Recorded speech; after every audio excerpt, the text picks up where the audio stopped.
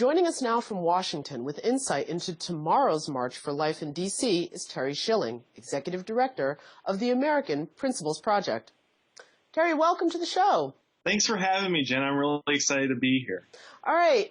So tell us, for tomorrow's march, first off, who can we expect to be there? Who's going to be in attendance? Who might be some of the big name speakers? Actually, we just got word that Kellyanne Conway is going to be there, who's a senior advisor to the president. I believe Vice President Mike Pence will be there. There are going to be pro-life leaders from across the country there, as well as feminist leaders that are pro-life that will be there speaking, several members of Congress and senators. It's an all-encompassing group that's all-inclusive, and it's going to be a great day. You should emphasize that this is an all-inclusive group because I believe one of your group's criticisms of the Women's March on Washington was that it was very pro-abortion and that your group also said that it excluded pro-life feminists. Can you tell me a little bit about why that sentiment, why you feel that sentiment?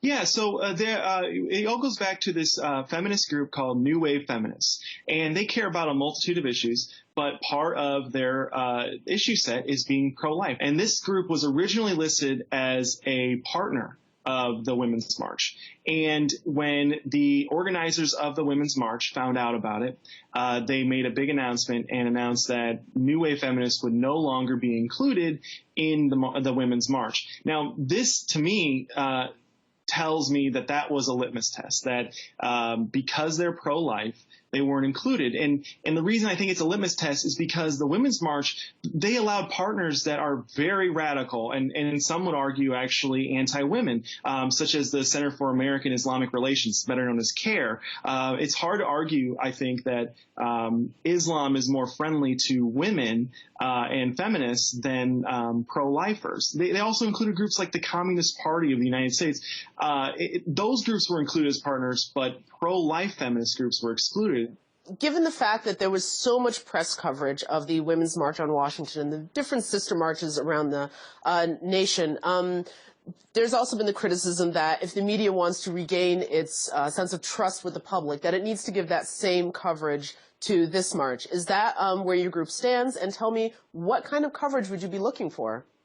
We would just be looking for equal coverage. So this is a march that happens every single year.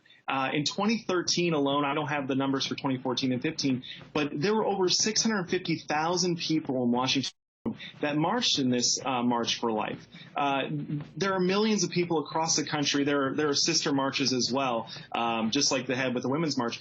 And it adds up to over millions of people that are marching every single year, not just once every 8 years or whenever women's rights are perceived to be under attack. So what we're looking for is equality and equal treatment by the press.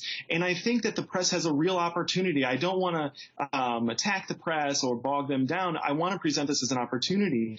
Lots of people have lost trust in the media. That's why you're seeing people going to Twitter and Facebook and all these other blogs. And that's why you have fake news. And that's why that was viable, is because people are losing trust in the mainstream media and they think that they're biased. So people are looking right now for alternative news sources. And one way that the mainstream media could cut out those alternative news sources is to start presenting fair coverage of events, not just what they think is right and wrong, but what is actually happening in America. Present the news in an unbiased fashion, having both sides. I give MetroFocus and your station a lot of credit for having me on. That is the type of coverage that we need in the media today, and that's why I'm really thankful to be here and grateful for you guys. Well, listen, we're happy to have you on, and we definitely strive to make sure that we show as many different viewpoints to our viewers as possible. Thank you again, and I believe a lot more Americans will be watching to see what happens for this next march. Yep. Thank you so much, Jenna. Great to be on. Thank you.